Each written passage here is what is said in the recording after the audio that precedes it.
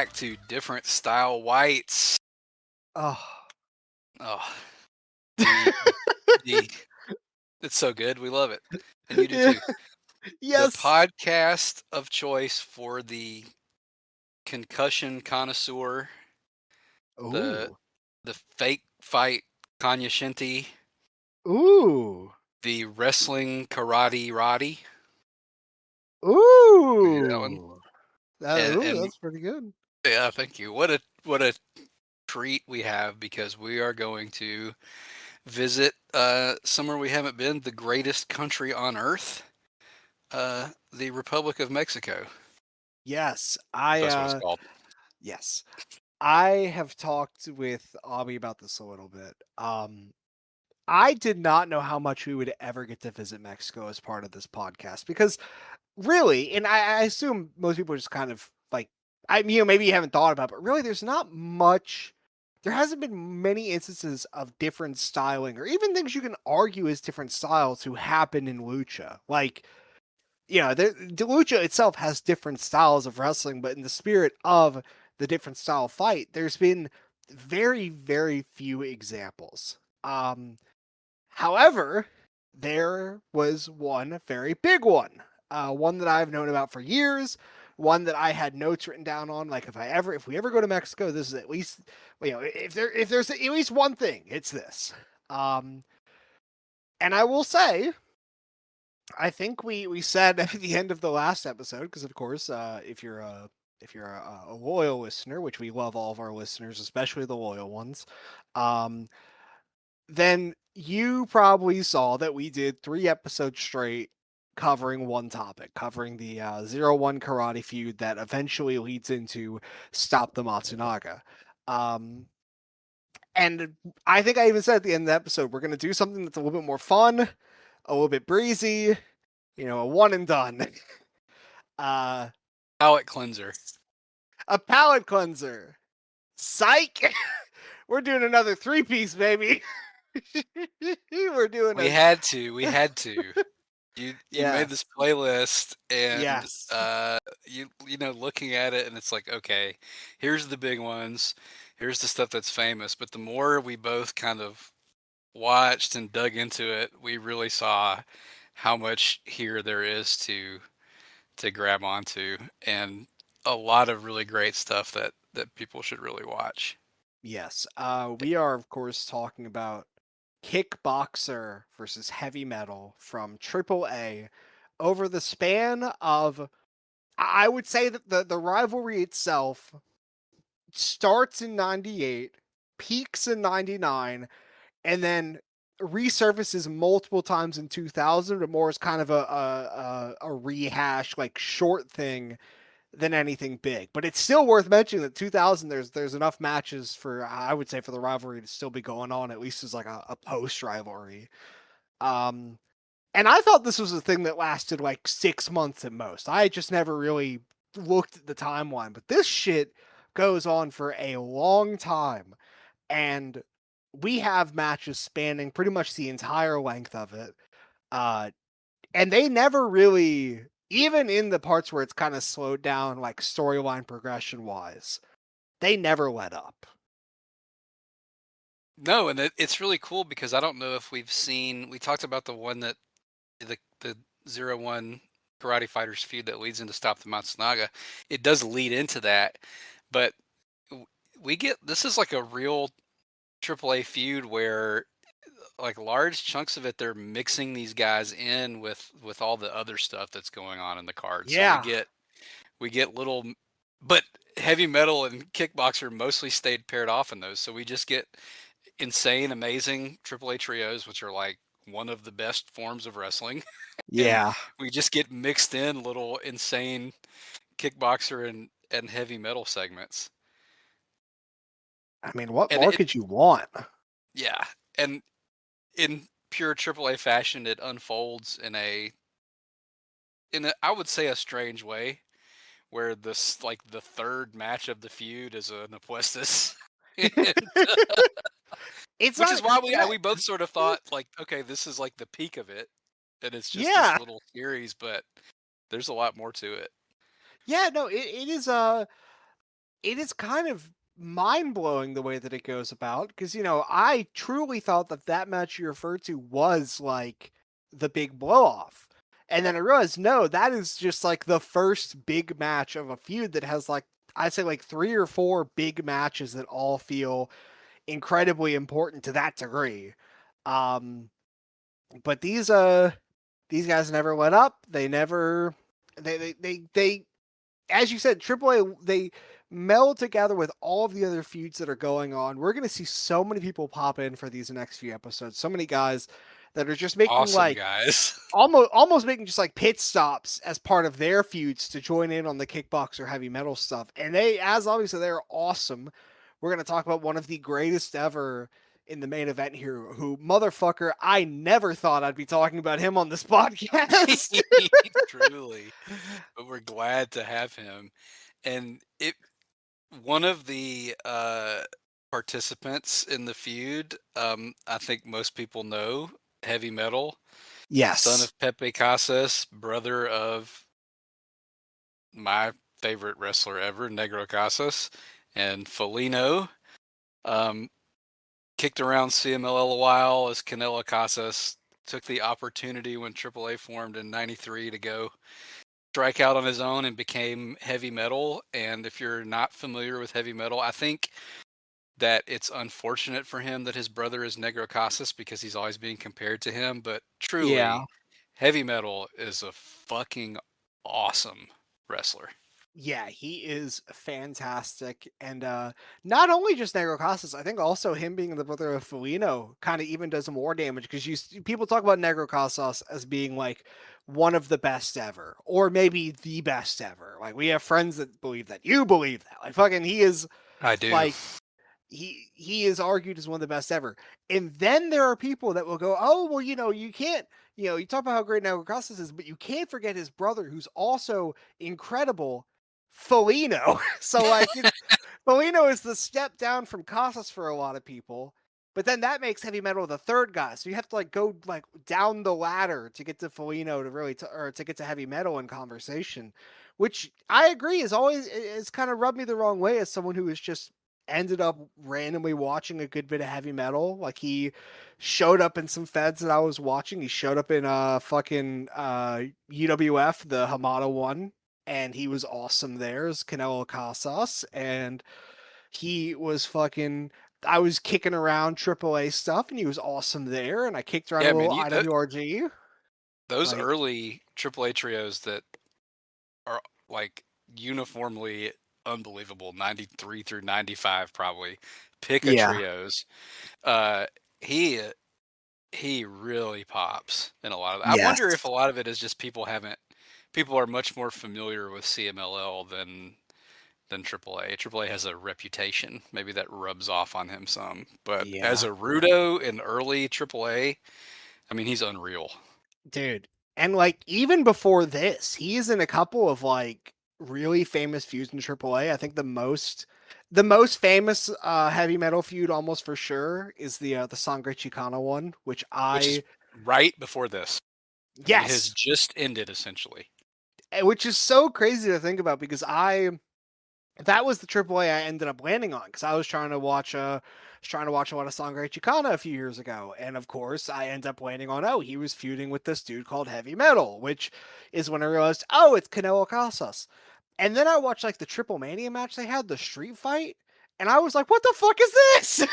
Like, Yeah, I like Felino. Okay, I'm a Felino respecter, and yes, when he pops up here, he he does it in the spirit of the feud.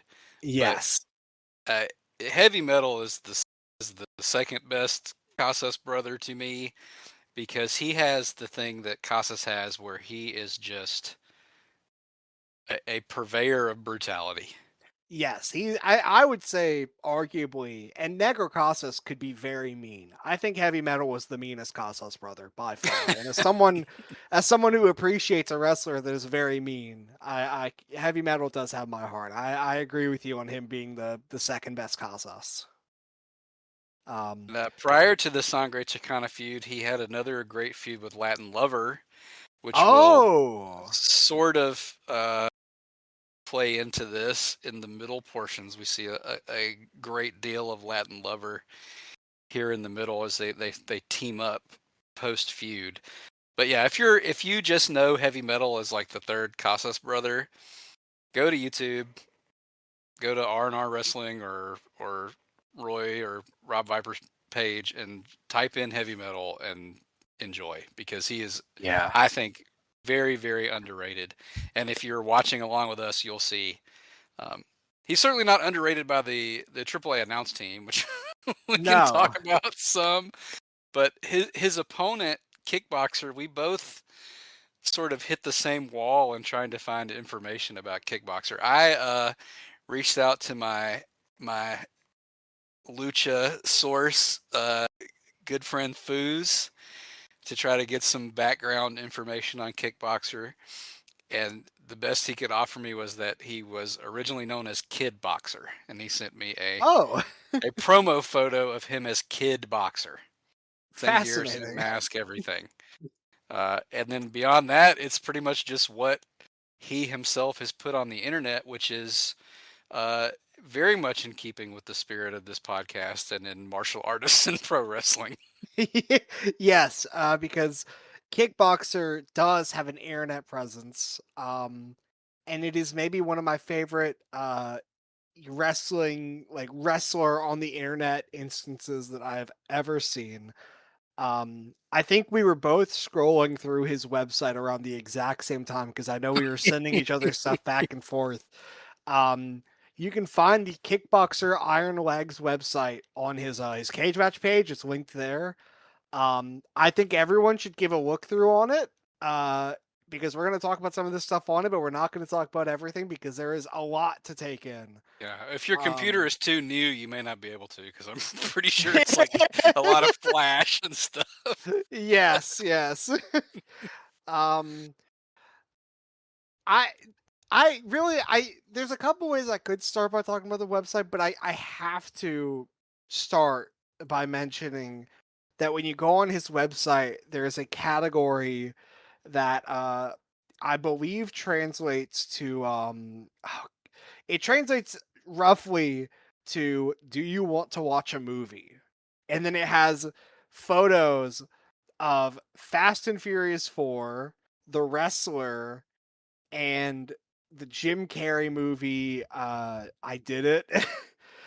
And then if you if you look over like the three movies, you like hover over them, you'll see that it links to mega upload pages, which those pages are dead now. I mean, I haven't clicked on them to know for sure. I'm just going to take a wild guess that these mega upload pages from like 2008 are dead. Um, but I can only interpret this as Kickboxer putting the full torrents of famous movies on his website. So real, unbelievable source there. Thank you, Kickboxer. Thank you, Kickboxer. But he has You a mentioned that his section.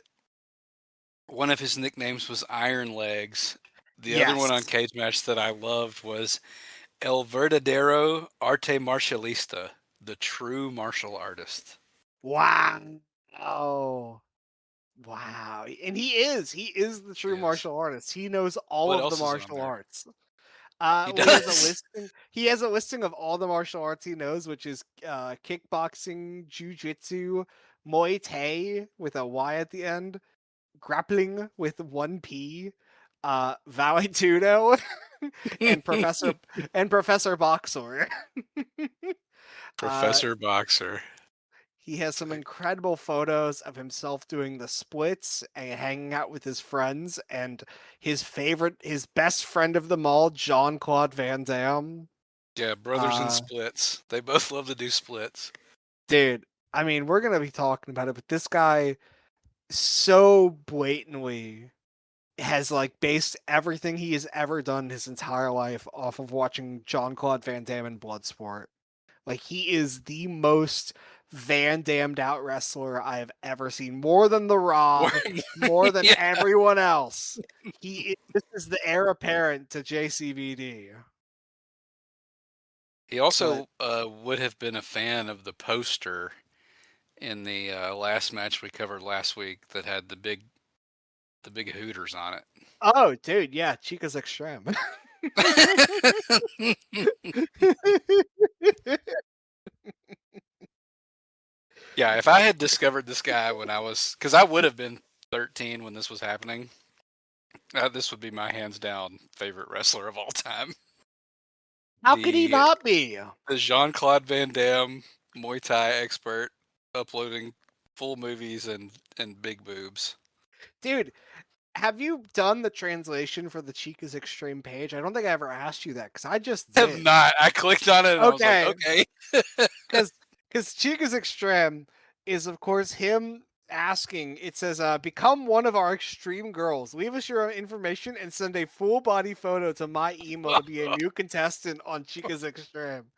This guy's a fucking freak. Oh man. And nowadays, all he does is post on Facebook AI enhanced images of him training and his girlfriend who has massive boobs. So shout out Respect. to him. Respect Kickboxer. Respect Kickboxer. Oh, they got married last month. Congrats, Kickboxer. Oh, and now it's his big breasted wife. Wonderful. Well, his dream Um, has come true. hi- and here we're going to talk about him fighting for his dream, which is to ruin the life of the entire Casas family. So I went through the TVs like leading up to this, which is Right. kind of a lot because if you look at his cage match profile, and I'm sure there's stuff that's not on there because a lot of the stuff that's on there is not accurate, but that's just the nature of like lucha listings. But Yeah. he is sort of goofing around, fucking around in AAA for a couple years before this, but he's only having like 3 or 4 matches a year. A lot of them are straight up listed as dark matches. Yeah. But he was around and working in AAA a little, I guess, as Kid Boxer first, but I don't think he ever had like a lucha gimmick. He was always the the El Verdadero Arte Marcialista. Right. But he the first match in this feud is the first match he has in 1998, and it's in like June. Wow. Yeah. Yeah. And he has a couple in 97. So like, I've got to figure out like what the deal is here because, as with a lot of stuff that we talk about, which is one of the reasons we love it, we talked about a lot. This is like super heated. It's really it gets very intense and violent. Um, the last televised match I could find of his before that, uh, the listing on Cage Match was from November 3rd, 97. Wow. And that Jesus. and he had other stuff, but they were dark matches. Right. And it was listed as question mark, Quinto Dan, and Quinto Elemento, which was like the first chessman gimmick, Oh, against wow. Hong Kong Lee, Kickboxer, and Kung Fu Junior. But that was Oh, not so the match. I went and found the oh. match. It was extremely wrong on many fronts. It was Quinto Dan, which is fifth Dan. So this guy's gimmick was that he was like a black belt, but not the best black belt, I guess. Um, it was not Quinto Elemento. It was Electroshock uh, in the like Hannibal Lecter mask. Yeah. And their partner was Espectro Junior 2, the guy, the Espectro post Antonio Pena, um, who did it forever. And his team was uh, himself, Kung Fu Junior, and it was not Hong Kong Lee, it was Kato Kung Lee Jr. So Oh, okay. I watched this match to try to figure because the first promo of Kickboxer is 6 months later and it's 20 seconds long. And so and he for some reason he has a beef with Pepe Casas. So I was like, this has to be something from here or I'll never find it. So he is on the Technico team, with Kung Fu Jr. and Kato Kung Lee Jr., who are new, many references to their fathers and all that stuff. Um, he's on the Technico team. He's actually doing some traditional lucha stuff. He's running the ropes. He wins the first fall with like a Buddy Rose backbreaker. Oh, um, wow. they do the very common lucha spot where he accidentally kicks his partners, but instead of that being like a normal lucha spot, they get really mad and they beat his ass. Oh. Uh, and the announcers make mention that something similar has happened before, but the match they reference was like at a house show. Oh. So he gets pissed. He lays down for the Rudos, and Oh. he is DQ'd by Pepe Casas. And then his Technico partners and the Rudos all kick his ass. So he has I guess he has the Rudo origin story of like he's not like a bad person. He's just been hurt deeply. I guess.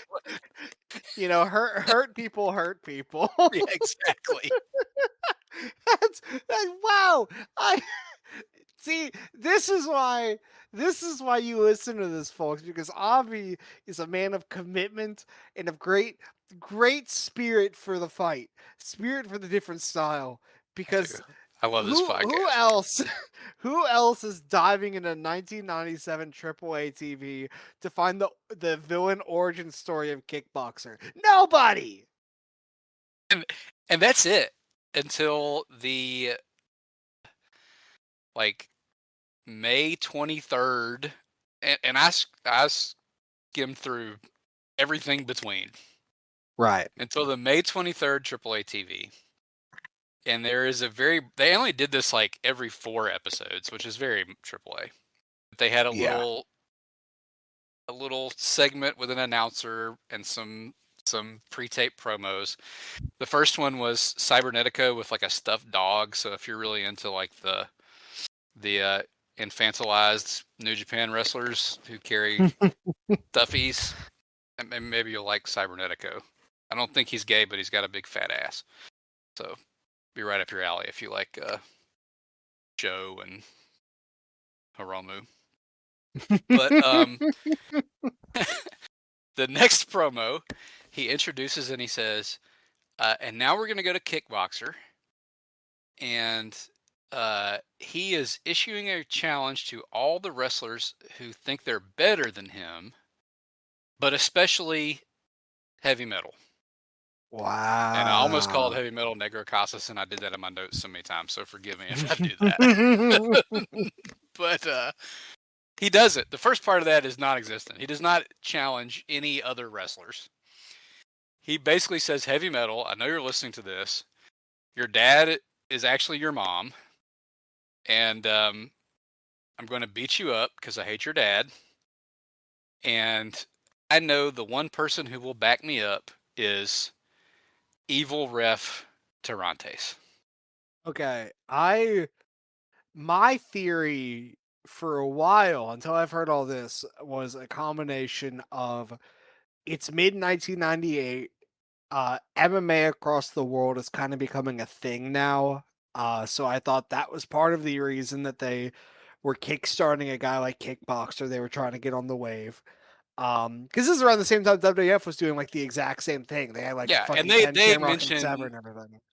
they mention on commentary like kickboxing is hot in America Yes. So and I shit thought like it that. was that combined with Tirantes and Pepe Casas feuding because I just assumed those guys had like infinite beef. So they're like, we're gonna bring in Kickboxer and let him like get established with Tirantes. And I had seen the Kickboxer had like worked AAA before, but I had seen that it was like a couple matches a year thing. So I was like, I think they're just kickstarting him. So and my the thoughts I had aren't inherently like not true, Yeah, but that they're may be the definitely case. the stuff that you're talking about definitely makes a lot more sense, and I cannot believe that they set up this feud 6 months ahead of time.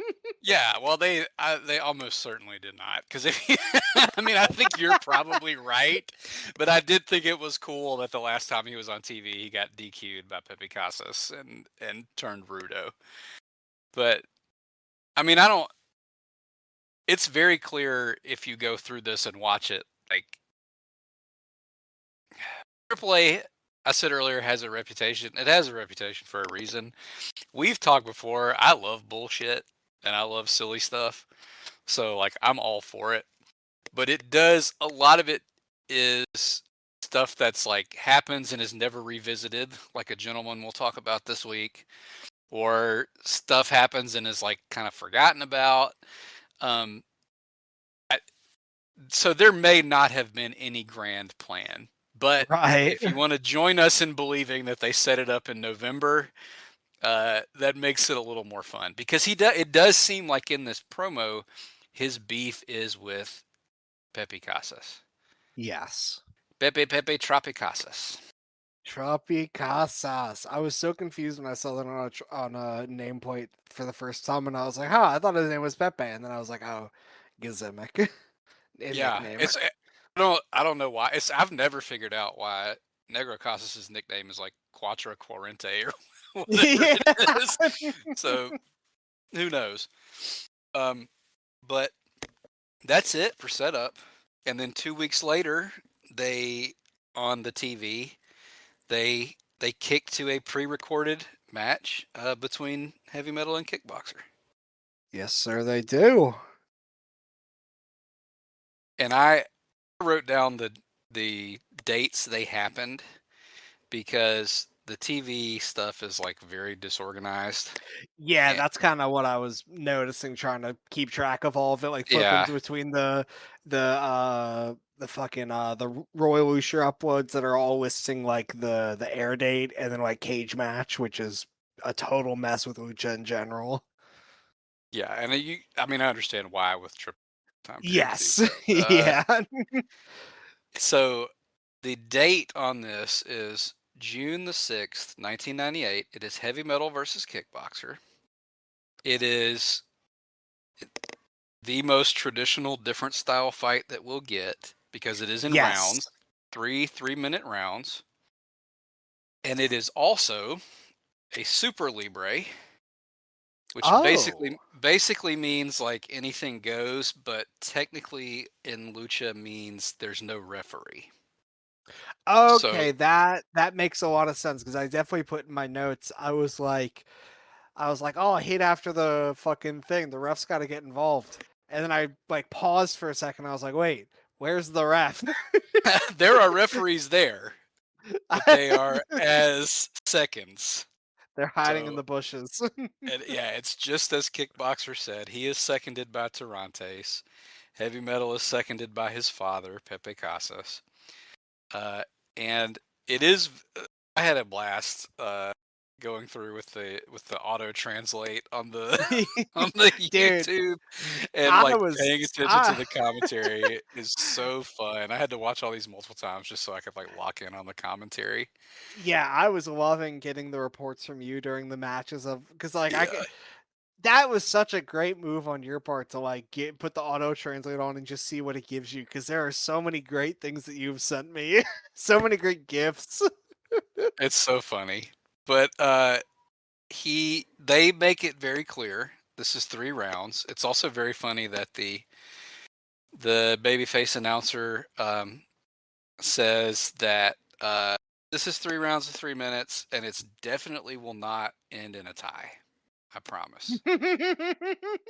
Uh, You know, and, if you gotta say that, then and they do make a point again to point out that like there's no ref, but there are refs there. But I mean, and they're trying to fight like 12 seconds into the first match. Pepe Casas is chasing Tirantes around. Um, yeah. but it was interesting too to see the presentation of Heavy Metal here. He is announced as, and it's very clear they're trying to push him as like they're basically top Technico as the most complete and elegant wrestler in lucha libre, maybe ever. Wow. And Wow. later on they will compare him favorably to his brothers and say like that they suck compared to him. I Um, that I do love how like willing AAA was from all you've shown me to just like completely shit on not only people that don't work for AAA, but also people that used to. Like we're gonna get to one guy, I assume, whenever the time comes, because you sent me a GIF of them actively shitting on him. Yeah, I don't even remember. We may not even get to that match, but they do. Uh, They do compare. It is Ray Dragon, which is Oz or Dark Oz, and we'll talk about his best bud later in this yes. episode. In a just a generic technical gimmick, and they're like openly talking about how much better he is than Rey Mysterio because Because Rey he's Mysterio bigger. sucks. Rey Mysterio sucks, and that's why he left for an inferior company like Yeah. WCW. But I mean, it does make sense too. Like that's the whole reason the raison d'être of AAA is that like CMLL is boring and stayed, and Yeah. maybe they went too far in the other direction, but they're definitely not afraid to do that. Although I was once gonna Felino say. shows up, they're a little nicer to Felino. I was yeah, because But I that was one thing that threw me off was whenever Foligno comes in, but of course we'll get to there once that happens. yes, they talk about Kickboxer as being training since he's 8. He's a champion fighter and kickboxer and boxer in Thailand. They mention like a specific like 88 tournament he did well in. They mention at some point that he is like the fight coordinator for JCVD films and all that. But they do at the beginning. They talk about a lot about how heavy metal is like not a martial arts expert, but he knows a little martial arts. And his big move for this match that they talk about is his new gear, which they say is like it was made in the United States and is essentially like a neoprene diving suit. And I'm not It- quite sure how that factors into I the mean, different style fight, but they hammer it pretty good. I he does have like a. I saw the gear and I was like, oh, he's ready for combat. He looks like one of those fucking Eighth Planet BJJ guys who hangs out with like Eddie Bravo. Like it is if I guess the best way to put it is that when I saw his gear, my first thought was the Curtis Axel Michael McGillicuddy promo they cut on Loki after winning the NXT season, where he's like, "You wearing a wetsuit? You going swimming?" But They you know say what? they It they rocks. explicitly say this is like diving suits and it's made of neoprene. They're hammering it hard. Which, Uh, I talked about the jujitsu thing. I guess it does work because, as you said, this is the most traditional different style fight that we are probably going to talk about ever for the next 3 episodes. Um, which is funny to start out with like the most like in line with the spirit different style fight, because I guess from there it's like you can really unleash. But fucking heavy metal really plays this match like the wrestler facing the striker, because he's so heavy on the grappling in like the first round, especially like just trying to like eliminate kickboxers like standing game, and it actually kind of rules because he's a yeah, good it's fucking awesome. mat worker. Yeah. And all those guys can do it, man. Yeah. We were talking pre-pod about how I saw Barbaro Cavernario this weekend, and they don't let those guys do that in CMLL anymore. But it used to be in Lucha, you had to start with like a grappling sequence. Yeah. Like every match had it, so you could show the people that you were like technically able. So Yeah, he's definitely you got it. deserve to be in this company. Yeah, he's definitely got it. But that's another thing they hammer on commentary, and it's very funny. We did on File Under Fire last week. We did Doink versus Marty Jannetty, Oh, and awesome. Vince is doing the Vince hits you over the head thing of like he keeps saying he's an evil clown, but he knows how to wrestle, and that's sort of it's the Gabe thing, but it's like these guys are very much in the spirit of that. So they spend most of that first round talking about this is called shoot wrestling. Dude, okay, I heard the phrase shoot wrestling so fucking much, and I was waiting for you to talk about whatever that was because it So was there constant. it the auto translate called it short wrestling, which was confusing because then they immediately say heavy metal has to stay on him and can't give him any more than 50 centimeters to work with. but they did.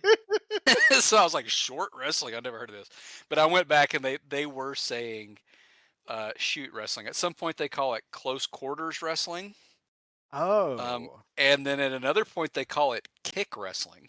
And I think those are both Oh. great, great, Yes. great nicknames for shoot style kick Yes, wrestling. I kick wrestling especially rings true of kind of the I imagine that was the style they were going for whenever we were talking about Blood Runs Cold. Now they spent months of their lives developing a new style of wrestling. And you know, when we get to the next match we talk about, I'm going to bring that up a lot more. Yes. Uh, even in like traditional shoot style, like the UWF, those are the high spots Oh when they start yeah. kicking the shit out of each other. Oh yeah, because it's like you spend like the 5 minutes straight of Sayama working like a choke and like trying to move around a little bit, and if he's facing Fujiwara, they're doing it in fun ways. If he's facing Maeda, they're not. But eventually, after 5 minutes of like sitting on the mat, they get up, and then Sayama throws like one kick to the stomach, and the whole crowd explodes. Like that. That is the moment of the match. So that yeah, I fuck with kick wrestling as a term. That's Yeah. right. I like short wrestling too, short wrestling. I But you're right. He's going for shoot wrestling stuff. I love how he works in over the course of the feud because Kickboxer is not, in that first match I watched, he's doing some lucha stuff. And in some of the trios and stuff, he tries lucha sequences and looks like a complete moron. Yeah. But he is like strictly a kickboxer. Yeah. They also talk about Muay Thai in some really funny ways in a later match that we'll probably get to. But and heavy metal is the wrestler and he's doing shoot wrestling, but he's also incorporating stuff like double underhook suplexes and like Yeah. gorilla press slams. Not in this one yet, but like but soon. yeah, so it's even more different style because he's the wrestler, but he's not just doing shoot style wrestling. He's also doing like awesome lucha stuff. Yeah. But I mean, that whole first round is like really awesome work because fucking like he like Kickboxer is doing all the grappling, and I wrote down in my notes it's like Kickboxer is a different style fighter because he's doing all these crazy like kicks and spinning back fists, which the back fist that like starts out the match is Oh my god. so good. Um but he does a little bit of grappling or at least tries to fight back, and I was like, it's a little different to see a guy who's like called Kickboxer and does all this to see him like try to do mat work. And then I was like, well, this guy also has like underwear on his face and has a dangly earpiece. Like this guy's just a different kind of element that we've ever covered here. Yeah, and according to his website, he was doing grappling. Um, Grappling and Muay Thai. it is like though, even within the context of a different style fight, which we've talked about, I've definitely talked about. Like I like because the rhythm is different, and it's just like you have to lock in. Yeah. It's so scrappy, and Yes. it's not really preceding. I don't know, like anything you've ever really seen in a different style fight. Like the way they're getting holds and transitioning into them is they talked about heavy metal as like the most elegant. It's not elegant. It's really scrappy. I think I've referenced this before, and I wish I had a better or a newer reference. But it feels like the They Live fight where they're just rolling around on the ground and like rubbing Yeah. each other's face into the concrete and like punching each other in the head, and like it feels like such a desperate and struggle in a different way from what we've seen. Yeah. No, like heavy metal especially with him trying to like eliminate Kickboxer with the grappling, there are times where he will just latch on to Kickboxer for a minute and just like drag him down to the ground. Like he does that to set up the that one Yave he does where he has like both arms trapped, like a double arm trap, like octopus hold or something. uh he like just catches one arm and just drags around Kickboxer's body until he puts the hold in. Like it is really nasty stuff. And of course, Kickboxer gets it back in blood because anytime he gets out of a hold, he responds by getting on top of Heavy Metal and throwing crazy punches to the ribs and face. and and Tirantes is telling him, use the elbow, the great Muay Thai coach, Tirantes. Yeah. Oh, dude, we get to see the great Muay Thai coaching later. But I mean, the first round really is it's just like there's some high impact stuff, and everything in this whole feud is super snug. Yeah. Thai boxer, not Thai boxer, we'll get to him. Kickboxer is what I think what the old guys would call a crowbar, where he's like Kevin Yes. Von Erich, like never been smartened up. And heavy Yeah. metal is responding like a Casas, and it's really scrap. There's even a after the bell for the first round ends, heavy metal gets punched in the balls. So it's like it's not the escalation is like immediate here. Yeah. Uh, and there's a long break between the first and second round, which I don't know why the break was that long. I don't feel like it was like 20 to 30 seconds for the other two, but then for like this one it was like 2 minutes, which means we get Yeah. ample time to watch Tarantes like rub Kickboxer's nipples with a towel, just straight up massaging his boobs. Like, come on, man, getting Especially deep since in it there. they said these were 3-minute rounds. I did not time them. I'm sick, but I'm not No, that sick. no, But I, these did not feel like 3-minute rounds. sometimes it felt like 2 minutes, sometimes it felt like 5 minutes. I think they just worked based on however they feel them. Did they get the beats of the match through? Okay, let's Yeah. end the round now. So the second round starts. Heavy metal's grabbing his nuts. The announcers tell us Kickboxer is wearing a black belt, which signifies that he's a black belt. And it says Muay Thai, which means anything goes street fighting. Which I didn't know that's what Muay Thai meant, but No, according no, to I AAA, Muay Thai is anything goes street fighting. well, if that's the case, does that mean that the Thai in Thailand means street fighting? So it just means that if you live in Thailand, you live in street fighting land. You gotta watch out because people are trying to hit you with a fucking sweep everywhere you go. Fucking walk down the wrong corner, you get teep kicked. Like, come on, man. They also Uh, point out that was very funny to me that the graphic says Segunda Caída, but it's not Segunda Caída. It's the second round, not the second fall. They just didn't bother to change the graphic, and they did that twice, and they had to explain it in I depth both times. I'll I'll give AAA a little bit of credit here. I have to imagine this is the first time they've ever done rounds, like in Yeah, their like 6 years of existing thus far. But but yeah, no, they go into the second round. Starts off perfectly as you said. Heavy Metal like tugging on his nuts, and then he just walks up to Kickboxer and he gives him the Hogan U point, and Kickboxer just stands there stun locked, mesmerized by the finger, and then Heavy Metal shoves the finger in his eye, and then Kickboxer sells for a long a time. long time, and then he gets the snapmare back kick thing that we know so well, Yes, and I think this is the first like really wild and egregious heavy metal punch comes early yes. in the second round. Okay, I was waiting for the moment to talk about it. We need to talk about the Heavy Metal Punch, otherwise known as the Heavy Punch. Uh, we got to talk about this shit because I don't know if I've ever seen someone punch like this before. He jumps across the ring to punch you. Like he clears half the ring to land the punch. It And is, it looks like and feels like every time it's like a surprise to the person taking it. dude. They never know it's coming. He never like A lot of I times it's don't. after he gets tagged and then he just Yes. catches you. Yes, it is the heavy metal receipt, and you never seemingly because Yes. I mean we've mostly watched Kickboxer take it, and Kickboxer, as discussed a little bit before, really does not ever fully come to an understanding on how this wrestling thing works.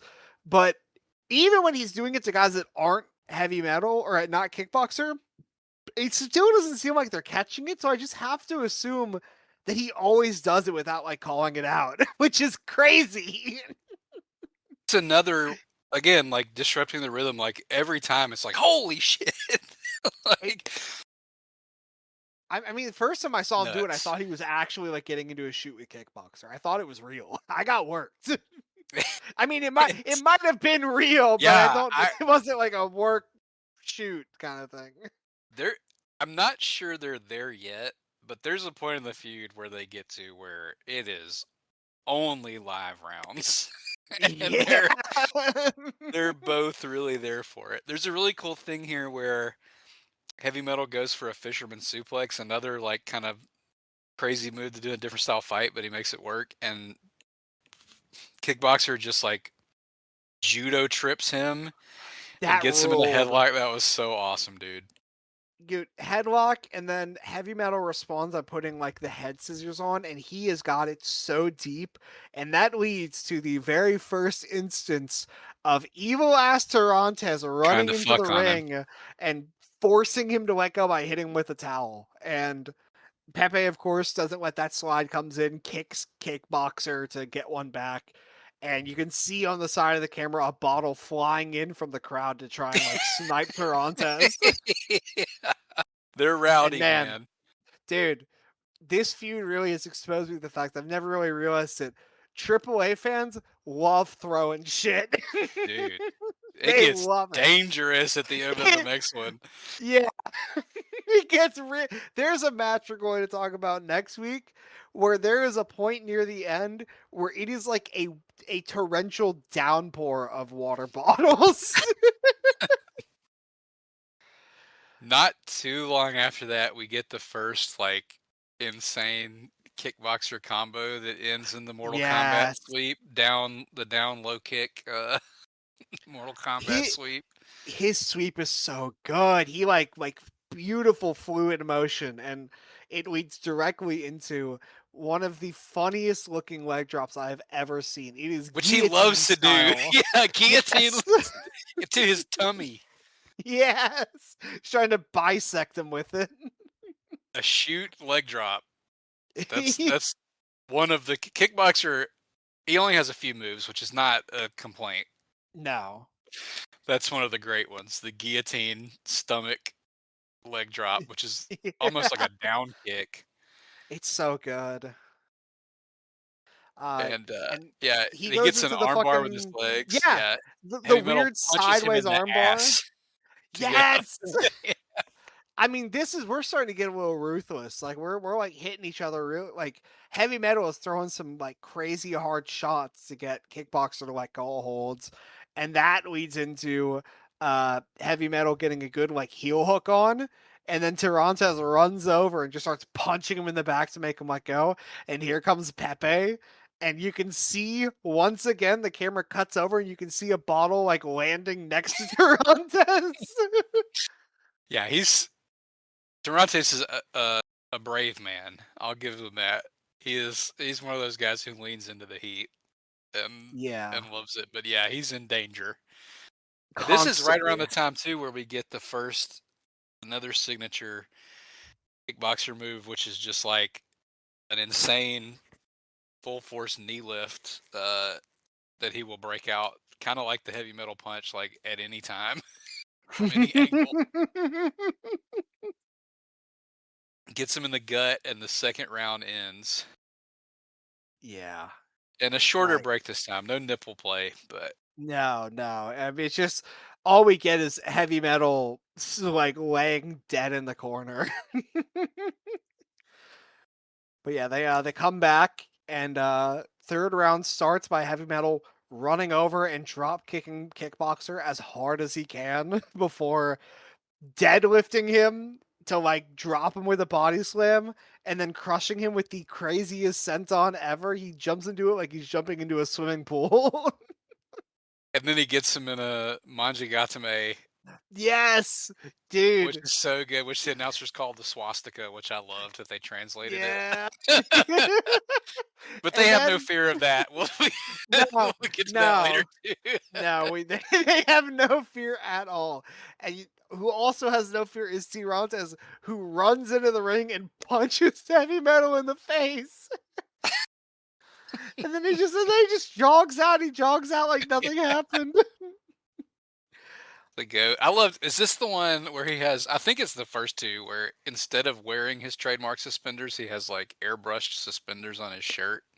I think so. Yes, I think this Oh is the. man, He has the airbrush suspenders on his on his shirt. what a guy! I love Tirantes. I love the And shit. It can get tedious in like Monterey and stuff, but the concept of like one good guy ref and one bad guy ref is so good to me. It gives you so much to work with. yeah, I mean, I will say gladly, I don't think like if this is what all wrestling was, it would certainly like get on my nerves. But like this only really exists in a few places, and AAA is one of the few places. This is AAA by far is the place that does the best because Toronto's like it only really works if the heel ref is like great at being a heel ref. That's the only way a constant presence heel ref can work. And Tirantes is genuinely one of the most fun characters I have ever seen in wrestling. Like I fucking love seeing him in matches. I get why people don't, but I love it because he is such a shithead. They exchange some holds, and we get a crab and a half crab, so we're back in familiar waters.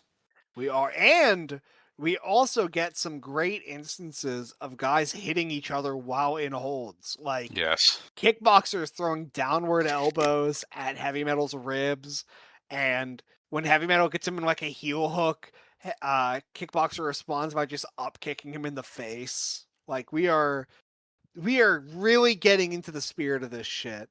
And we get some great shots of Tirantes like looking very focused, watching as these guys duke it out. And they're, as you said, the deeper these matches go in, the more these guys tend to throw live rounds, and they are really, really getting into it. And Heavy Metal is putting on even tighter holds because he puts on that fucking Fujiwara where he has like a Oh my god. full like elevation on top of Kickboxer, bending his arm all the way back. It is gnarly. It's disgusting. And they Kickboxer gets up and throws some kicks, and then he goes to they even call it out. Heavy Metal does a lot of caballo, which is the Santito camel clutch thing, like a very traditional lucha move. And then he just falls straight back Yeah, and like bends his whole body and puts the leg scissors on like while he's got the Lada Caballo on. it's so good. Horrifying. And of course, Tirantes knows that that's a kill move, so he can't stand for that. So he runs in and kicks him off again. And that leads into Is this the our first first. split? Yes, it's the first split. They get up, they try to fight for a second. The Heavy Metal pushes Kickboxer off the ropes. Heavy Metal runs at Kickboxer, goes to like dive at him, and Kickboxer does the full fucking splits, and Heavy Metal flies over him through the ropes straight to the floor. And I think you're right about there. Just basing these rounds on the beats because the bell immediately rings. Yes, And immediately. But earlier that if it is a draw, it is a tie. So we knew that. yes, But but that's it. Down. It's a draw. Lots of scrapping. dude, Including lots of the scrapping. referees, the old men. Antonio Pena has to come out and break it up. He does, yeah. But dude, he has to bring it up because Tirantes is like beating at Pepe Casas, but then they get on the ground and Pepe is throwing some like heaters. He is like trying to like he's slapping the shit out of Tirantes and putting him in side headlocks where he's trying to rip his head off. And like fucking there's a point where Kickboxer and Heavy Metal just like get up, stop, they like look over, they stop fighting each other, and they go, whoa, whoa, whoa, you guys need to calm down. Like Kickboxer just standing there, hands up in the air, like, "Whoa, no, I'm out." Yeah, the wrestlers are like, what is happening? But then they get into it too. Yeah, Crowd is hooting and hollering. they They're love loving it. it. Yeah, dude. they fucking, and again, we've talked about it before. There's a general reputation with a lot of different style fighting, or at least there has been in the past, that like it didn't draw, that it wasn't, people didn't like it, that people don't like this kind of thing. And I mean, it was always kind of in reference to the Japanese stuff because that was the different style fighting people talked about. And we have talked at length about how wrong they are. But I mean, here they're doing the shit in Mexico, and it is over like Rover. They fucking love this angle. They're loving the type of shit they're getting here. And I mean, maybe they're also going crazy because the fans they love Pepe and they hate Tirantes. So having those two guys there is like a +10 multiplier. But like they are really like they dig the ebb and flow of this fucking match. Yeah, and I misspoke earlier. The 6/6 is the air date. This happened on May 15th, but the 6/6 air date, this airs on June the 6th, and the next day, Triple Mania is live, and Oh they're my they're god. main eventing the show. They yes, okay. That was we like this is the first match of their feud. So imagine being like a AAA fan and you watch like the build up with the fucking one promo, and maybe you saw 6 months ago when they set it up by having Kickboxer get punked out. Um like that's all you see. And then Triple Mania airs live, and the main event of the show is a steel cage match, Kickboxer versus heavy metal. You have probably, if you have seen Kickboxer, you have probably only seen him live because he has basically never made tape, or Yeah, you maybe saw him the one time. the And now day before.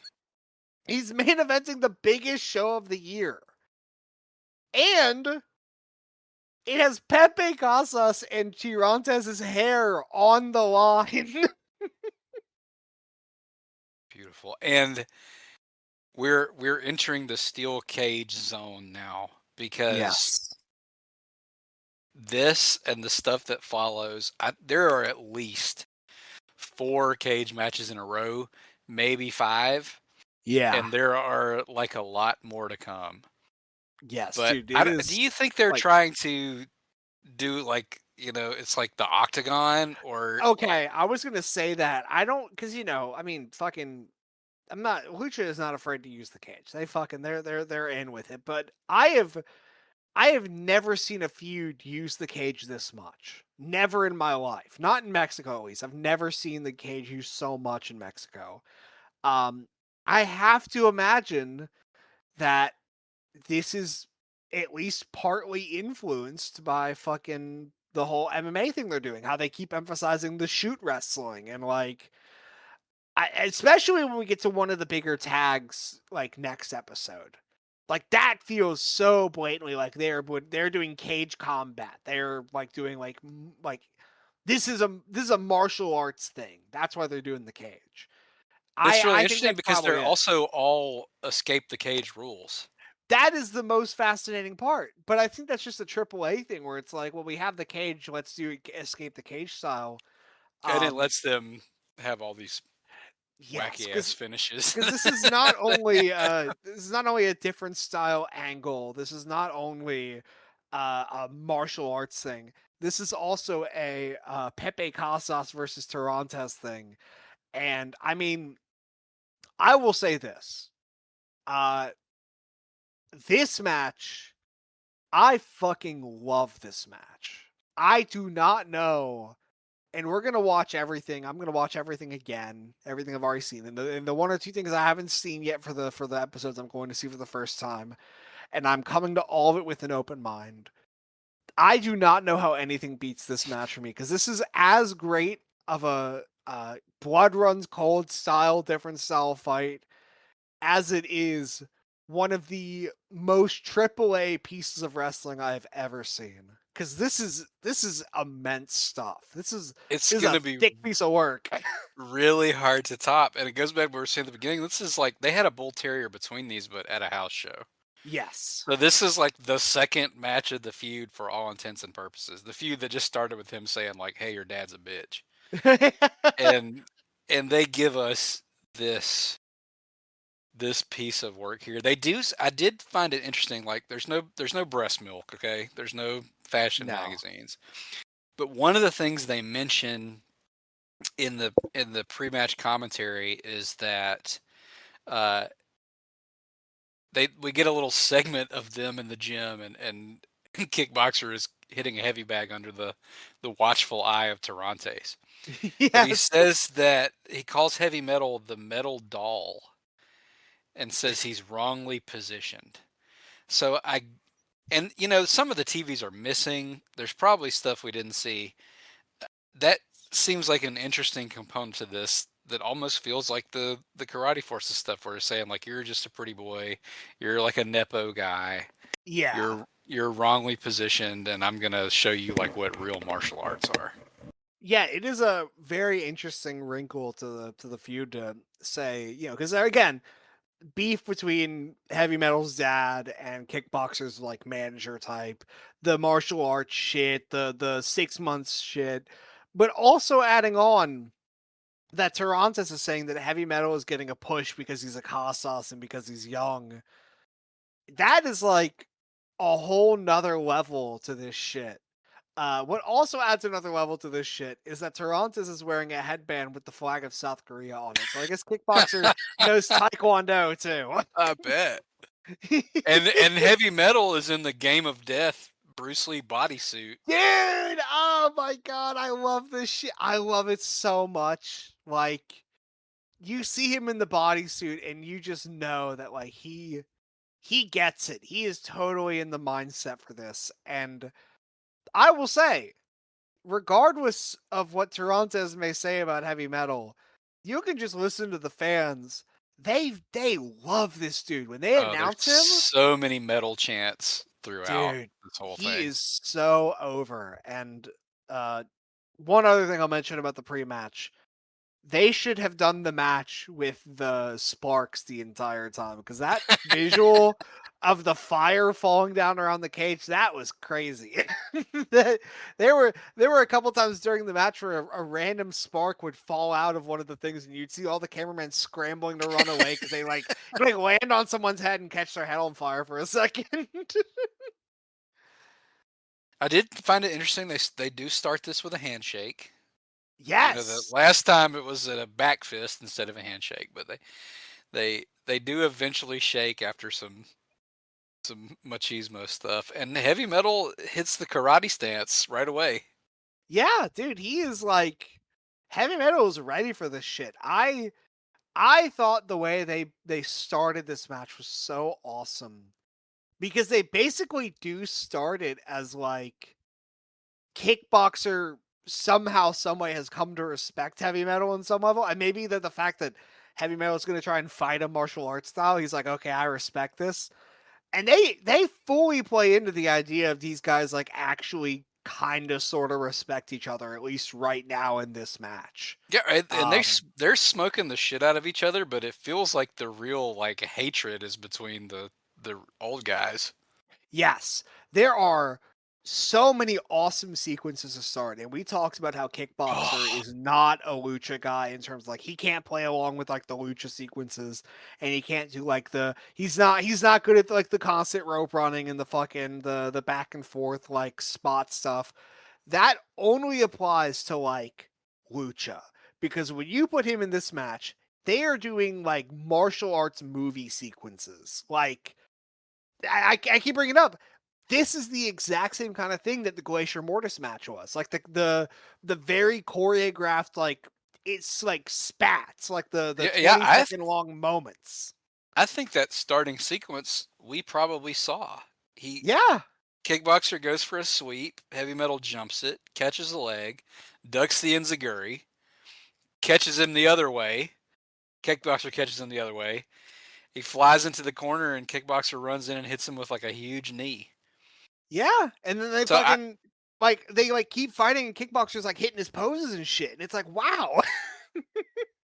yeah, maybe he was a fight coordinator because this does you said it, we go from like a different style fight to a Jean Claude Van Damme movie in the Yes. next match, and it's a very different feel. And Kickboxer is really landing like the big movie kicks, spin Oh, kicks. Dude, like round kicks. we get right after that first big sequence, there's the moment which blew my fucking mind when I first saw it, where Heavy Metal goes for a snapmare, Kickboxer does a front flip to escape the snapmare, and then hits the jumping, like spinning back kick that sends Heavy Metal like flying across the ring. Like Right in the mouth. he is in his zone in this fucking match. So I do believe he probably did do like fight coordinating shit because it at bare minimum, if he didn't do it, someone did a great job with him for this one because he was Yeah. totally like rocking. Well, he's clearly Uh, athletic enough. The problem with in the like the multi-bands and stuff is he's not good at like the goofy shit. You no, know, he doesn't get the like comedy lucha stuff. flow, but Uh, fucking credit to Heavy Metal because this match is not like lucha flow. This is like again, this is like move like a martial arts fight like kind of like choreography. And he totally goes in with it. Like Heavy Metal doesn't miss a beat. no, he's perfect. He catches a kick and he yanks him down into that split Dude. and smokes him in the head. And then he does a thing which will become a theme in all of these, where every time he knocks Kickboxer down, his immediate move is to grab him by the hair Yes. and just yank on his head. He starts headbutting the shit out of him in the corner. Dude, he is headbutting so much in this fucking match. He is like a headbutt monster. And this is there's one of the sequences of headbutts where he just gets him down, like headbutting him. And that is one of the many times that they cut over to Tirantes. And I love Tirantes in this match for multiple things that we will talk about as the match goes on, but especially during this first half when fucking any time that Kickboxer loses the advantage, they will cut over to Tirantes, and Tirantes is next to the ring losing his fucking mind. Like he is ripping the hair out of his head. He is on the verge of breaking out into tears, like sobbing in anger. He is caught like just punching the apron so hard, screaming at Kickboxer. Like he is seething. He is seething the entire match. Anytime Kickboxer is not on top, he is losing his shit. Yeah, And it's and he's real awesome. worried right after that sequence because Heavy Metal starts to climb the cage after he's headbutted him into Bolivian, and Kickboxer stands up and basically says like, "Nah, we're just getting started." And Heavy Metal Dude, drops back down. yes, dude. Heavy Metal like turns around, sees Kickboxer standing there, arms open, like brother, I ain't down yet. And Heavy Metal actually like climbs down, and he like they just stance up against each other. Like no, he like climbs halfway down, and he like just stands there staring at Kickboxer like his Kickboxer's going, "Come on, brother." And he like does a front flip down off the like the turnbuckle, and of course Kickboxer immediately kicks him in the stomach. Yeah, huge mistake. He gets destroyed with kicks, knees, elbows. He catches a German. Dude, that German was fucking crazy. Oh, he gets that uh, leg drop again. Yeah. This is where they mention that he's the fight coordinator for Jean-Claude Van Damme movies. Oh wow. And that's when Kickboxer, Oh, who is like completely taken out Heavy Metal, also goes to climb out.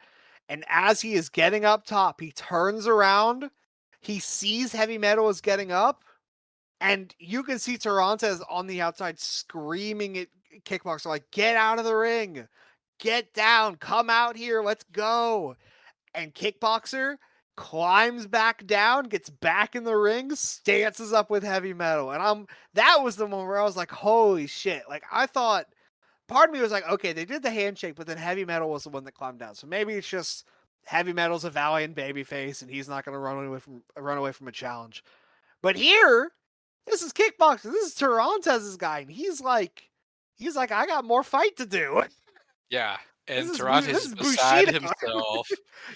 And dude. and then he goes, all right, we got to end this. And he goes Matsunaga mode and produces from his sock some fucking nunchucks, and he hands him Dude. through the cage. And Kickboxer is like swinging those shits crazy. And he like, so what was the thing, if you know, what was the fucking thing that like came off of the nunchuck? Was it like one of the chucks? I have Like, no idea because they still do like a spot with it, sort of. because I think actually, and I'm skimming it again to see. So what happened is he swung the first one, and I guess like the padding around the nunchuck had like fallen off on the first swing, so it's just pure metal. So Kickboxer very quickly and discreetly switches which one he's holding. So he's holding the metal one and the padded one is out. So he's not actually braining heavy metal with a piece of metal. Well, that's But better than his sensei Enrique Flores does later, yeah, which we'll because also get to maybe. But we will. God, But fucking then we get to my favorite moment of the entire match because unreal. Pepe Casas calls over Heavy Metal as Heavy Metal is getting whipped by this nunchuck.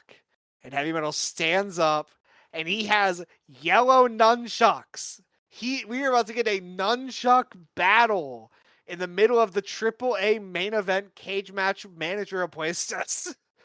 Um and they And of stance up. course, the crowd's going crazy. Like, Yeah. I mean, insert nunchucks into any match, and it's better. But Yes.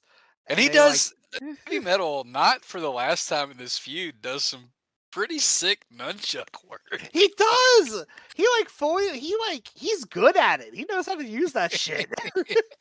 But they stance up and they got the nunchucks in the air. They're doing like the another example of AAA Bushido getting into Look the like fighting stance. Michelangelo. And then Heavy Metal throws his nunchucks into the air, and Kickboxer looks up like, "What the fuck?" And Heavy Metal rips the nunchucks out of Kickboxer's fucking hands and nails the heavy punch. Heavy punch. I Just knocks him on his ass. I lost my shit, dude. It First was time I saw incredible. that, I lost it, and then it immediately Tirantes is cuts. immediately activated. The Tirantes kill meter is activated, so he tries climbing up, and like a referee tries to like go after him to stop him, and fucking Tirantes kicks the referee in the face, and the referee tumbles back first onto the floor. Like crazy fucking bump, and it cuts back, and there are people trying to like hit Tirantes with garbage as he's going up the cage. It's flying at an unbelievable rate. I Dude, mean, like multiply like an NWO beatdown in '97 by 4. The this garbage is flying. this whole like 5 minute stretch of the match, or like really like 3 minute stretch of the match, is unbelievable because every time you think you have seen the craziest shit of the match, it just keeps getting crazier. Because we had the nunchucks and we had the Bushido and stuff, and we have Tirantes climbing in, he's killing a referee, he's getting pelted with Killing garbage, Optima Santini. and then it cuts over to Pepe Casas running in from the entrance ramp where he had disappeared and nobody had talked about, or like nobody had shown it. And he comes in and he has a hammer in his Yeah, hands. which was horrifying to me until he started using it, and I was like, okay. Dude, I totally thought he was about to kill Tarantos with a hammer. we A this hush is tri- falls over Triple Mania. this is Triple Mania, bitch. We kill Tarantos with hammers.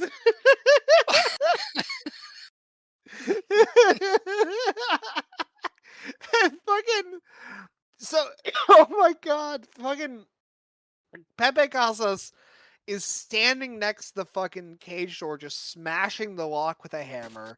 And Tirantes is in the ring, like holding heavy metal in position so Kickboxer can nail him with the nunchucks. And at the last second, Kickboxer like swings it, and Heavy Metal ducks, and Tirantes gets hit so hard in the head with the nunchucks, and the crowd goes ballistic, and Heavy Metal follows up with a heavy punch into the most egregious Heavy Metal pimp slap. Just like Just back of the nasty. back of the hand to the mouth. It is like ridiculous. It needed to make the Boondocks like sound effects, like the slap one. It's so ridiculous, and of course, here comes Pepe, Pepe Casas, Pepe Tropicasas, who is stomping Tirantes on the neck as Tirantes is bleeding. Bleeding like crazy. You can tell he got like the Triple Mania main event adrenaline rush and just Yeah. went about a quarter inch too deep. And He he was like is but Tirantes, ever the schemer, pulls out a pair of handcuffs and it handcuffs Pepe Casas to the cage, trapping him in the ring. And fucking, I mean, this fucking piece of shit right here, like bleeding out, and Heavy Metal is climbing up the cage. He is like almost out, but he looks over and he sees his father who is handcuffed to the ring. And he is like, I cannot leave my dad handcuffed in the Triple Mania ring. And he it's so funny climbs because like back in. they keep asking him later, like, why did you do that? It's like because my dad was handcuffed to the ring with Kickboxer in there. Have you Yeah, seen this fucking guy? dude, is that's such a great, because even I was like, why do you not just fucking like take the win? What are they gonna do? But then I thought about it and I was like, wait, if he left the ring, Kickboxer was totally going to kill his dad. Well, logically, he could have just jumped to the floor and then run through the door that Pepe Yes, Casas broke the lockup with the hammer. yeah, But this is AAA, so no, he comes yes, back in and it proceeds like you would expect. yes. He tries to get his dad out, but he can't. And And his dad is like, "Climb out, you idiot!" yes, dude, Pepe is like screaming at him, like, "Get out of the ring, go, go!" And Heavy Metal's like, "I can't leave you." And then Kickboxer gets up and scurries over the cage. And then somehow Kickboxer, even more trash. dude, so much The trash. babies are throwing trash.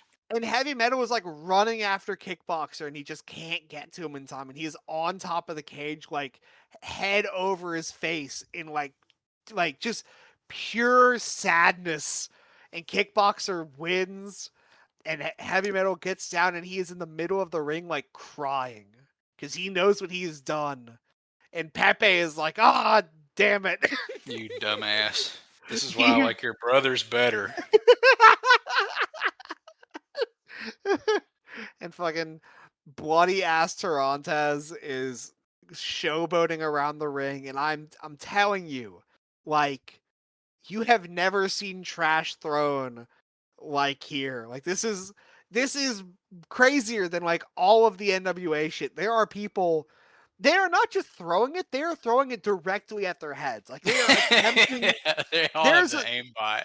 there is a woman in the front row who picks up her water bottle and chucks it directly at Tarantes' head, and it hits him, and he is like he like sells it for a second.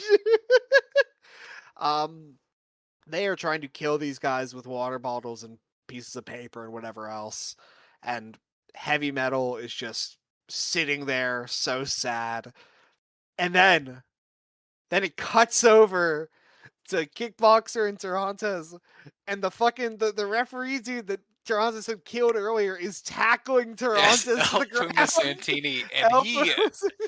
he beats his ass so bad. And then he stands up and basically says, like, I'm shooting on him. It's crazy. Dude, he is covered in Tirantes' blood. His shirt is all red. Kickboxer's like, you need to chill. That's that's like my favorite part of it is him beating the shit out of Tirantes, and the Kickboxer gets him up and he's like, you need to calm down. And he tells him to calm down by stomping on his face Yeah. and kicking him as hard as he can. Oh my god. And then fucking then we get another more of Tarantes on the mic, which I would love to know what he said. All I know is that the crowd fucking hates him, and they're actively throwing garbage on these guys as the fucking interviewer guy is standing there. The interviewer guy's like blocking his own head to try and protect himself. Yeah, the captions cut out at that point, I think, because there's like, Oh, it's so loud on the mic. yeah. So none of the Tirantes stuff came through on the captions, and I unfortunately don't speak good enough Spanish to pick it up. But the Pepe Casas one later is kind of similar. He gets so loud that it kind of and the crowd gets so loud that it just kind of cuts out. But Yeah. And that Heavy Metal's trying to block the barber. dude, okay, this is when we get into like pure like triple A like melodrama shit, and I'm so loving it because he is getting on top of Pepe Costas. He's like trying to push the barbers away. He is telling them, he's like, no, you are not cutting his hair, you are cutting mine. He is like standing over his dad, trying to cover his dad's hair with his own so they can't cut it. And he is like He's prostrating himself before him, and he's forgive me, forgive me. he's like losing it. And eventually Pepe Costas is like, dude, we lost this match. I'm a fucking I'm a hero. I'm Pepe Casas. I'm the patriarch of this family. You tried to save me. You're dumb, but I get it. Like I'm cutting my hair. We lost. I'm doing it because I'm a man. Yeah, and they cut his ponytail first, like Henry style. Dude. And And that is when they cut to the first crying woman in the crowd. And it is all the not most beautiful dude, women you've ever seen are in tears. dude, there are so many crying ladies. They cut to like at least 10. There are so many women in the crowd bawling their eyes out at fucking old man Pepe Casas taking it and telling his son that you did good and I'm gonna fucking I'm gonna fulfill this. This is what we agreed to. I'm gonna do this. I mean, this is wrestling, man. I love this. This is so good. They balled his ass up. They get him all over. They do. There's a moment where they're cutting his hair where he kind of looks like Dusty Rhodes Yes, yes, they when they do. leave the like ducktail on at the back. Dude, there's a point where he looks like Dory Funk Jr. And then we get the complete tonal shift that was so funny last night when you pointed this out to me. God, yeah, because Where they cut his hair and they cut to the outside and Kickboxer and Heavy Metal are fighting again, but Pepe is standing in the ring, crying, looking around. He's got a Heavy Metal shirt on. It's like an airbrush photo of Heavy Metal. He is so like he's just taking it in. And then there's a page turn transition directly into the local hot topic where Heavy Metal is standing around looking through albums and standing in front of like fucking like like Iron Maiden t-shirts. so good. And yeah, I tried to figure out the only album I could make out was the Black Crowes Three Snakes because it's like Yeah. so stark. But Yeah. yeah, he's shopping for heavy metal albums, and he gets interviewed in the middle of the hot topic, and he basically says he hates Kickboxer, uh, but he also respects him, and he's gonna try to get him to put his hair on the line, which I thought was odd because he has a mask. Well, And I will say Heavy Metal is one of the few guys who has his hair coming out of the mask, and I think it actually would. If you think about what would be more embarrassing, I understand the mask is like the symbolic thing, but what would look worse? Heavy Metal without the mask but still with the flowing hair, yeah, or Heavy Metal with the mask but bald? his mask is so goofy too; it doesn't quite Yeah, fit. And without he has the like the perfect top knot thing popping out of the top, which heavy metal puts to good use. But yes, the announcer gives him a Megadeth T-shirt for some reason. yeah. Um. Also, as of course I said to use, they have Joe Satriani playing in the background. I I only immediately recognized it because Occupation of the Indies would use the music from that one album for like all of their episodes. So I heard it and I was like, oh, I feel like I'm meant to see like Guts World highlights right now. I wonder if he got a 48-cent royalty check from Televisa Deportes or whatever. Dude, I bet he never got any money from Televisa or Samurai TV. They never gave him shit. But then we get a Pepe Casas interview, and he's like the happiest man ever because his Dude, son loves him, and he's a hero of God. he's like got a little heavy metal album that I think his son gave him. He's like, oh, my son gave me this. I'll try it out. You know, like I it's the wanted to thought know that what that counts. was so bad. I wanted to Yes. computer enhance on what that was so bad. Yeah. He keeps pulling the hat off and pointing to his head, and I wrote down in my notes with each word capitalized, "Bald is beautiful." I mean, he looks better than he did with the ponytail. He's like 60, man. Come on. Yeah, no, this is actually a better look for him. With the ponytail, he looked like a like he looked like he ran like a really scummy bar that had like He looked like he- Cheech and From Dusk Till Dawn, where he's standing in front of the yeah. smelly pussy. And now he looks like An now old he looks like man. a really happy old man. He's like legitimately all smiles for the whole promo, as you said, because his son loves him.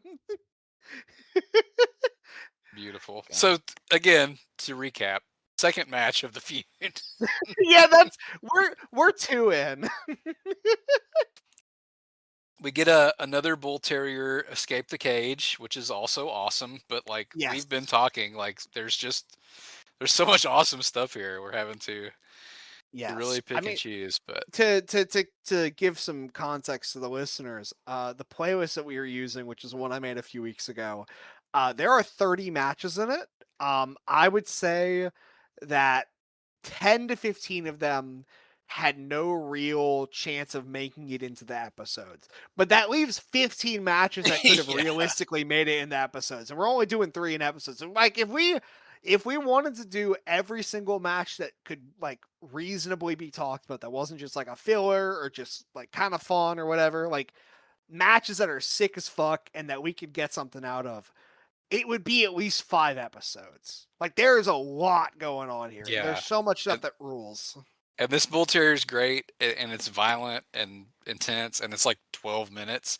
It's also Yes. really funny because I swear to God, Kickboxer won like 4 minutes in because I don't think he knew what the rules were. No, he didn't. But it ends when he takes off his dog collar and Tirantes yanks his end of the chain through the cage and is just choking heavy metal against the bottom of the cage while Kickboxer escapes. Dude, the entire time he is doing that, once again, there is so much garbage being thrown at these guys. Like, I will say, we talked about how crazy it is that like after one match and like first TV appearance, these guys were main eventing Triple Mania. I get it though, because this is so heated. Like the fans are so fucking into this, and they're like getting to the point of almost rioting with some of the way these matches like end, like some of the spots in them and Yeah, shit. maybe Like they were it's right about heavy metal. They yeah, fucking loved some heavy metal, dude. they did, and they were right to because he is so fantastic, and I love that Bull Terrier. Was honestly a little sad when we decided not to cover it because I love it, but also like again, there is just too much good shit, and this was a justifiable cut from being included because it's great, but it doesn't hit the level for everything we need to talk about because there's just too much great shit. Um, but the next match that they have does hit that barometer. We are hopping forward to June 30th for another cage match because as Abby said, we were in cage match city for like 3 months straight. Um, and this is heavy metal teaming with Mascara Sagrada, who I believe from checking the cage match once, this is who eventually becomes Alebrije and Craneo. Um, and they are facing Kickboxer and fucking Abismo Negro. Dude, uh, once again, gonna pull back the curtain a little bit for here too. I actually watched this match, so I had watched it last week. Thought it was awesome. Was very excited when Abby said that we should talk about this for the pod because I hadn't even thought about it for the pod, and I was like, you know what, we should because that match fucking ruled. Um, and then I didn't have time to watch it until today during work. So like when I went on my lunch break, I just sat in the back eating my food and brought a little piece of paper with me and I just scribbled all my notes on a piece of paper. This is the first time I've ever talked about a match with physical notes in my hands. But Handwritten notes, which is appropriate for this because yes. it's a glimpse into madness, and it's I Yeah. had I have I may have been annoying about this feud. I don't know because it was so fun to watch, but I was definitely have said multiple times in our DMs, like, I don't know if this fits the purview of the pod, which rewatching it does, but it's Yes. just so awesome. Yes. And as you said, like, w- who would ever have thought we would have been talking about Abismo Negro, Yeah, dude. different style whites, I mean, who he we is both different. love. He is different style too, because one other wrestler is using a flamethrower. Immediately, the first move of the match is Abismo Negro putting the flamethrower on Mascara Dorada.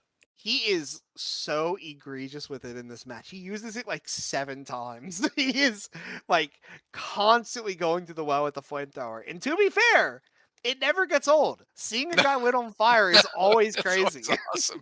And in between using it, he's using the aerosol can to open up Sagrada Dude, like a hard way.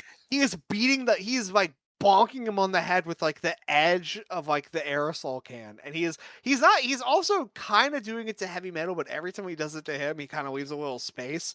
But when he does it to Sagrada, he's actually just lighting him on fire. Oh, He's like, there's a moment late in the match they do the replay of where he dude, it's like the Home Alone burglars. yeah, it is yeah, it is. Abizo Negro also has crazy awesome zebra gear, which I've never seen him wear before. It looks nuts. It is so good. Mascara Sagrada, of course, dressed like Mascara Sagrada. I don't think I've ever seen him with gear that doesn't look like this.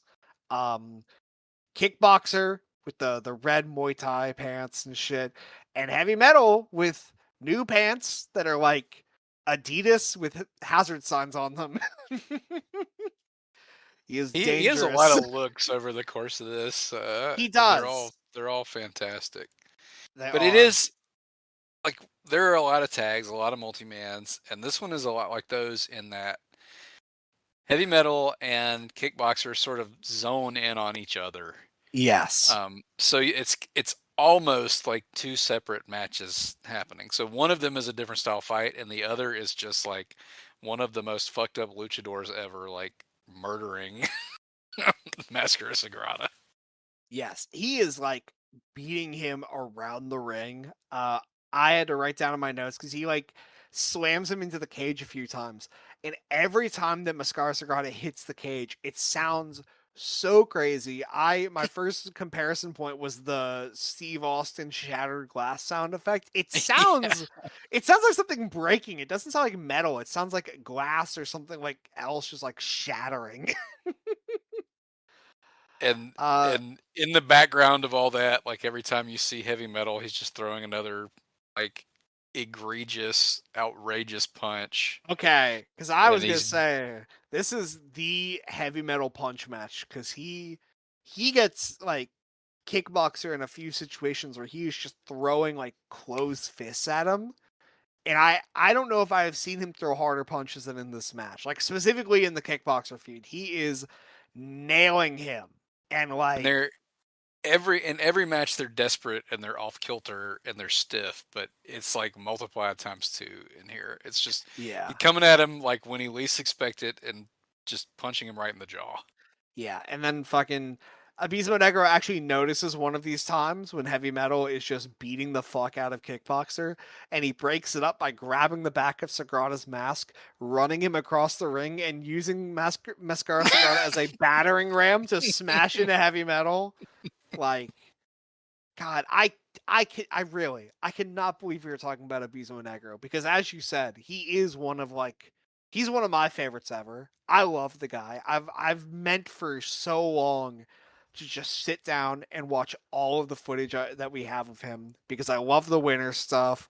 I love this era of him when he's in Los Vipers and he's like a heel, and of course him in the 2000s with like the black and white paint, like he is the coolest wrestler ever. So getting to talk about him on this pod warms my heart.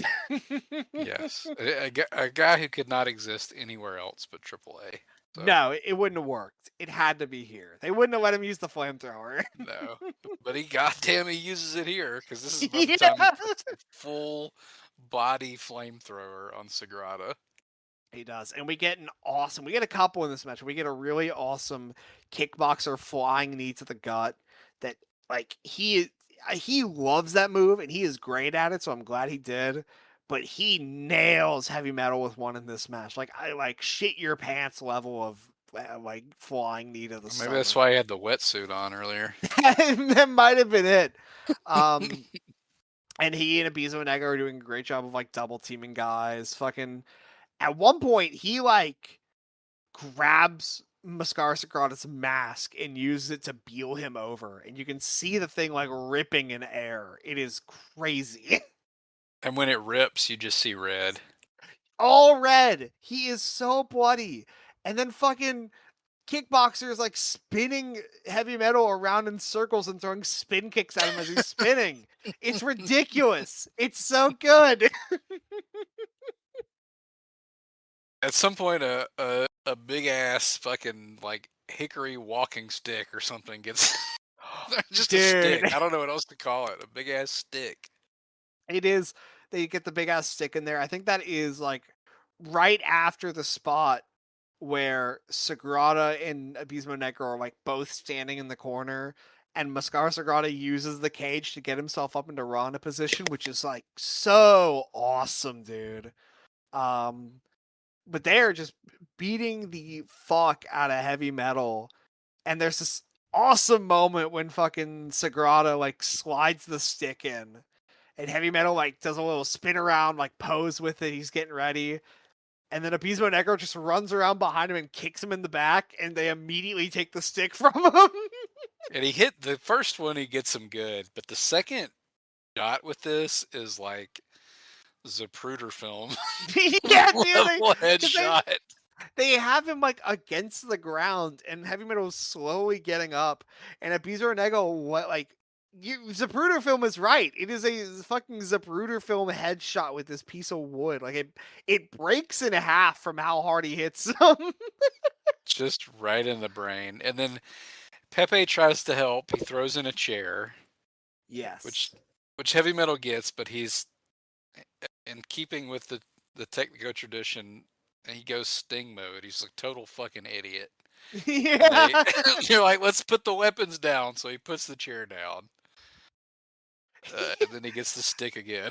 Dude, he like negotiates with the Beast Negro. He's like, "Hey, if I put this chair down, you'll put the stick down." And Beast Negro's like, "Yeah, sure, do it." Yeah, So sure, man. he Of course. throws the chair on the side, and Beast Negro runs across the ring to hit him with the stick. God, They throw him into it in the corner. They try it again, and he stops himself. He gets the chair. He throws it at Kickboxer, oh, and tell him what dude, happens. I again. Every time he does the spot, it's great. But this is another great example. Fucking Heavy Metal throws the chair and he tries to hit Kickboxer with it, and Kickboxer does the goddamn Jean Claude Van Damme's double fucking split. And Abizo Negro catches the chair, and Heavy Metal goes to like leg sweep. Kickboxer goes to leg sweep Heavy Metal. Heavy Metal jumps over him and drop kicks the chair into Abismo Negro's face. And then, of course, you know it's coming. Oh Heavy my punch, god. which The like, heaviest dude, punch. heavy punch that like grazes Kickboxer. Insane So punch. he picks him up and hits the craziest one ever. And then we And get then, the debut of Heavy Dracula. dude, okay, I I write down in my fucking I write down on my fucking piece of paper. I write heavy punch. What? I Heavy Dracula. dude, And I heavy. was I was DMing you about this like the first time I You watched were, this when he came out, yeah. because and it we I said mentioned Dark Eyes earlier. This is Cuervo, Yes. who had been around as Cuervo already. And I am not sure. There's a moment in the match where they talk about how Heavy Metal was like trying to get Rudos to help him by saying like, I will be a Rudo against Kickboxer and then never again. Yeah. So m- maybe that has something to do with it. Like there's some mention that he's trying to recruit Heavy Dracula, but it's like his presence pisses off Los Vipers. Uh he is in some way affiliated with Los Vatos Locos that I could never quite suss Yes, out okay. here. So I thought he was a Los Vatos Locos guy at first because I don't get what is going. I really do not get what's going on. I know you're just putting the pieces together, so I'm not expecting you to have all the answers here. But like, what is heavy vampire? Like, what is who is he meant to be with? That's my real. Is he meant to be with Los Vatos Locos? That's I think based on like what happens later, but this is one of those things where if you go look at like the Cuervo cage match, he only works as Heavy Dracula like 3 times. Because Yes. it very much feels like they're setting this up as like another feud for heavy metal, like concurrent with the Kickboxer feud. He's also gonna feud with Heavy Dracula, which again is just Cuervo. Looking kind of chubby. Well, and then But even then though, Heavy Dracula when fucking okay, because the heels win. They like beat the shit out of they do this fucking I love the fucking thing. They have the Abismo Negros go do the Martinete to the chair. And Mascara Sagrada runs in and drop kicks Negro to make him drop him. And they do a little bit of sequencing, and Sagrada hits a backbreaker. He's doing all good, and there's this awesome like Kickboxer's about to get out, and he looks over and sees Sagrada's like going after Negro. So Kickboxer jumps down, runs over, and head kicks Mascara Sagrada, yeah, and and the like the Rudo announcer says something I've said on this podcast many times. He said he's caught 17 kicks to the brain. yes, and fucking Mascara Sagrada sells it like Peter Griffin. they fucking they b- both heels climb out at the same time as the baby faces are dead in the ring, and they win at the exact same time. But that leads into Heavy Dracula like goozling Abismo Negro and like dragging him around the ring, holding him by the throat. And that Yeah, was where they're I like was like, on site for some reason. and that's where I thought that Heavy Dracula was actually like with heavy metal. I thought they were both heavy, like they're Los Heavies or something. Um, and that leads to the fucking menagerie of Los Vatos logos. This is like It's still in Kiss. the Kiss makeup. Yeah, Yeah, they're in the Kiss Peter makeup, Chris but they're comes out with the soda.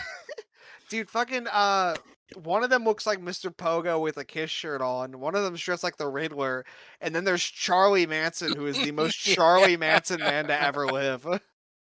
Uh, and then I wrote down in my notes because at this point I was like 5 minutes away from going back on the clock, and I was losing my mind at the thought of that. And I was watching Charlie Manson walk around with like 10 photos of Marilyn Manson on his clothes. And all I wrote down in my notes is Los, Los Vatos Locos love heavy metal, and heavy metal also loves heavy metal. Alliance? And we can talk about it more next week. Like you said, I'm gonna go back through some of these and try to make more sense of it. It certainly felt like as it played out that there was like no rhyme or reason to like alliances or what was happening. I'm pretty sure Los Vipers were feuding with Los Vatos Locos, even though they're both like Rudos at this point. But then Los Vatos Locos were also feuding with the Clowns. It gets complicated, and that's part of what they do with the multi-mans. They throw all these feuds together, so it's kind of hard Yeah. to pin down. But yeah, it does. It feels like when Heavy Dracula comes out that he is the Rudo that heavy metal has appealed to help him. But Ace Frehley gives him a Coca-Cola, and he throws it in the face of heavy metal and He challenges him. does. He does. He does like Yeah, the he does like the cutthroat shit to him too. He's like, I'm gonna kill you, and like all of Los Santos Locos is like grabbing at the cage, and that's when it leads to Perito coming out, and I'm like, what the fuck is he doing here? Which like he's just like perennial babyface. He's like teaming with heavy metal so much in this feud, so that yeah, and at he least is like makes sense. unreal in all of these matches. Like Ah, of the multi-man stuff, he might be the highlight. yeah, I I was. don't understand the Perito narrative that he was like all charisma and good That work has because he, never yeah, it's never made sense to me because he's amazing in the ring. yeah, he gets But it honest. fucking But yeah, this is when yeah. sort of when he enters the fray too, and he's going to be a frequent partner of heavy metal with Octagon and Master Sagrada some more, Yes. even And Blue Demon Jr. at some yes. points. Yeah, Blue Demon comes in and there's a fucking great shot of Mascara Sagrada bloody, like holding his head in his hands, just walking around the cage in this fucking awesome, awesome venue arena fiction. Uh I mean, awesome match, great match, complete like nonsensical ending, but not I the thing I will say with AAA, and I get why people have problems with it because like it's the same thing I said before we were talking about like WCW.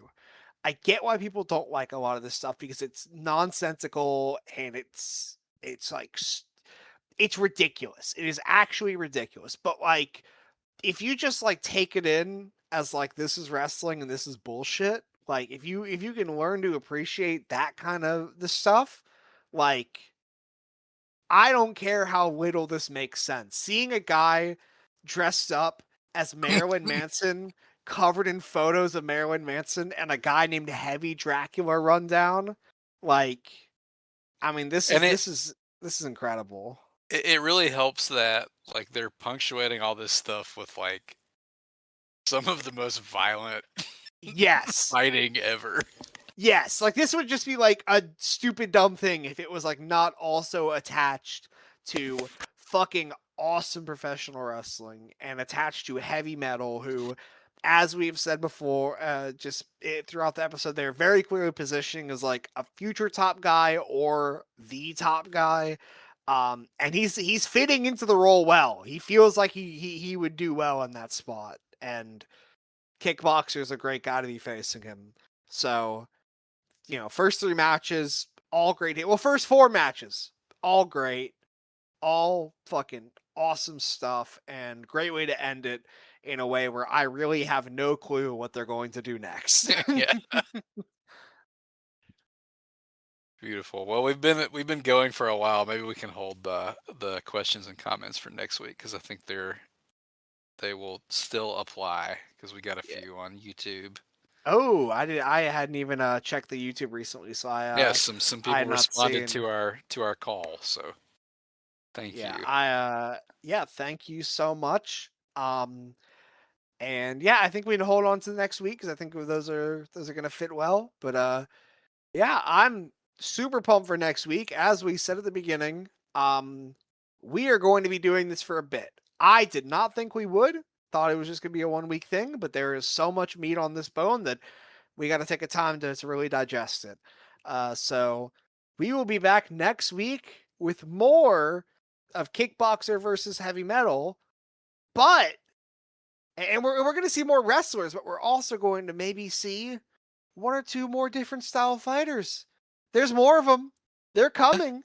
More fighters are coming. Some of them you may have heard of. Maybe. Maybe. All right. Well, All right. wow. Viva la Mexico. God bless Mexico. Yes. Adios. Goodbye.